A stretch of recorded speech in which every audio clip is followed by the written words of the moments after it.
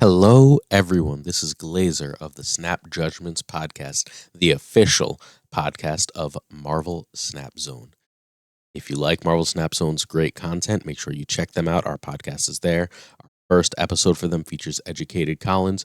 I guarantee if you like great Marvel Snap content, you will love that podcast. It came out so well. It's over on the Marvel Snap Zone YouTube right now. Today, we have two decks that are certified infinite. What we do here on this channel, the reason you should subscribe, the reason you need to follow is here on this channel. What we do is we get you the tech, the decks that will get you to infinite before the big creators have had time to notice what these decks are doing. And these decks we know can get you to infinite because they already got two members of the Marvel Snap Zone Discord, our corner of the Marvel Snap Zone Discord, to infinite.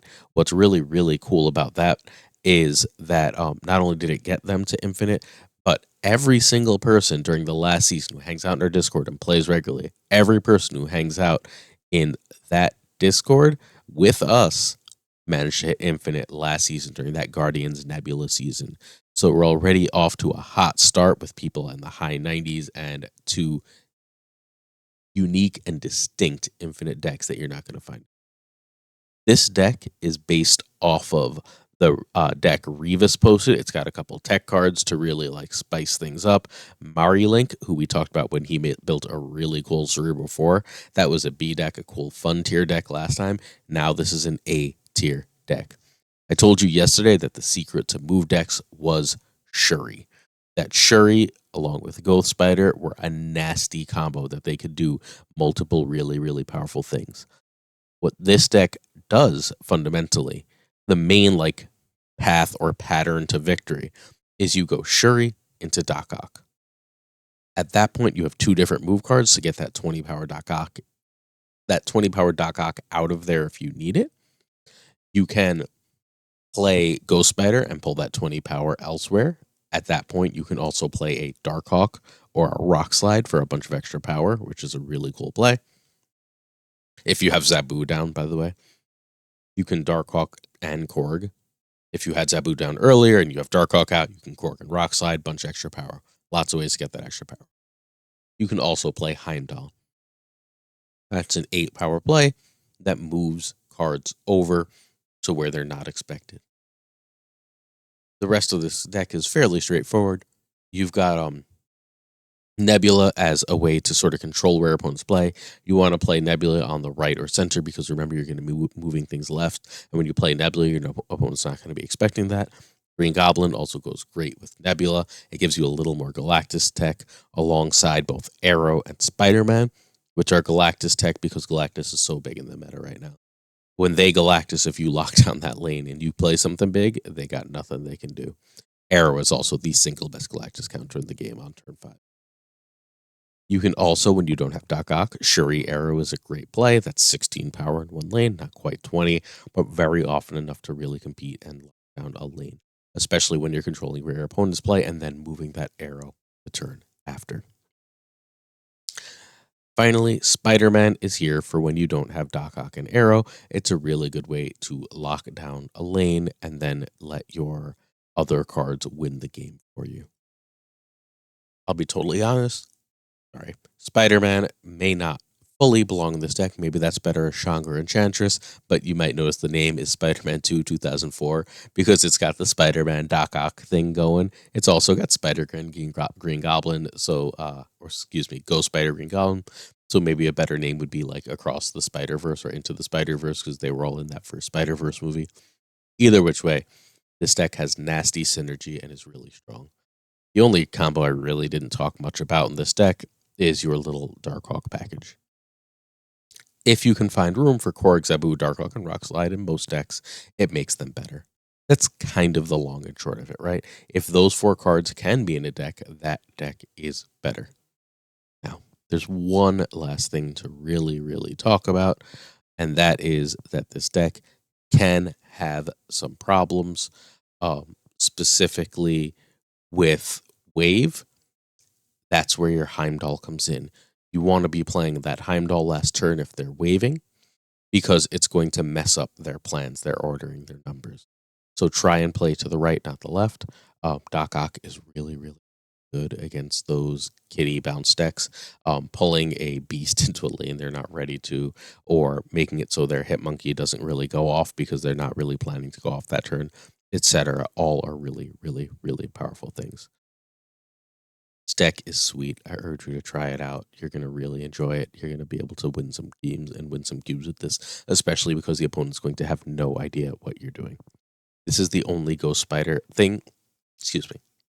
This is the only type of deck, and there's like 2 or 3 versions that are different within 2 or 3 cards. Green Goblin, Spider-Man, and Arrow are your flex slots, more or less. But there's a lot of decks that are different between 2 or 3 cards. This is the only new archetype that has come out of Ghost Spider. The Ghost Spider Dr. Octopus combo. The beauty of Mary Link is Mary Link thought to add Shuri, which is just chef's kiss, one of the best things you can do. All right, our second deck is one we've talked about before, longtime viewers. It is Turbo's Magic Miracle.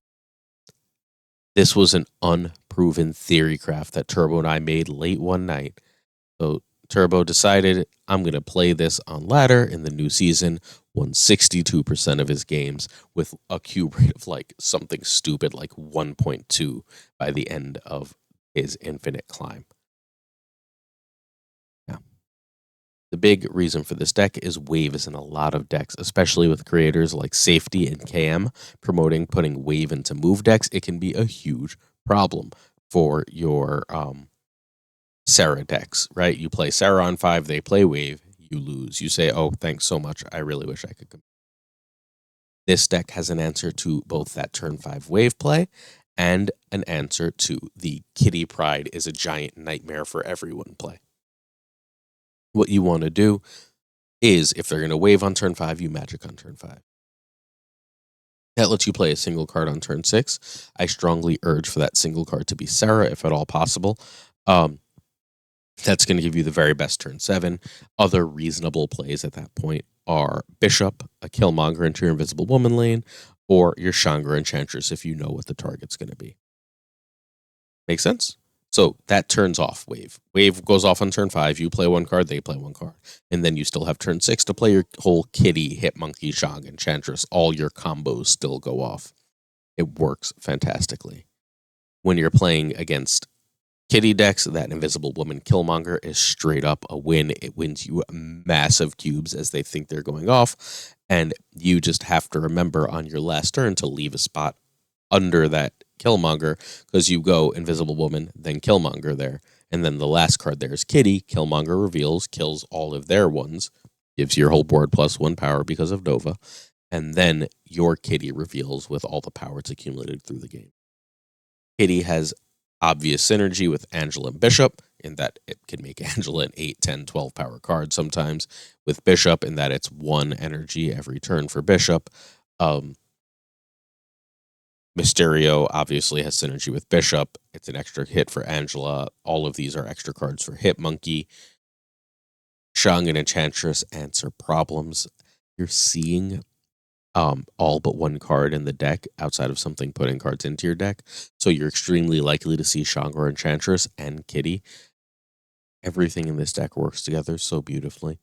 The only slight awkwardness is there's an occasional mana curve weirdness as you're trying to get Bishop and Killmonger down around the middle of your game. Everything else works completely straightforwardly. Again, the cube rate with this deck is gigantic. People are going to snap you and play wave thinking you're playing a straight Sarah deck and get punished. People are going to snap you being like, oh, well, my pure bounce Kitty gets bigger than your regular Sarah Kitty, so I can snap you and just take over this game. And then you can roll that as well. It's massively, massively powerful what this deck can do. I strongly urge you to find that out for yourself with Turbo Magic Miracle. Thanks so much for piloting that badass deck we made, Turbo, to hit infinite. All right, that's it for today. We have 2 proven infinite decks. Make sure you check back tomorrow for more awesome decks in Marvel Snap. There's also going to be an OTA later today, so don't forget to keep your eyes tuned to Marvel Snap to check that out. Check out Marvel Snap Zone's page. I've got articles there. Their articles are absolutely top notch by legends like Den, geniuses like Safety, the math genius of Lauren. You got to check them out and check their YouTube and listen to our podcast. I promise you, if you are interested in Marvel Snap, you are going to enjoy it. Have a wonderful rest of your day. Thanks so much for watching. See you tomorrow for another Snap Take.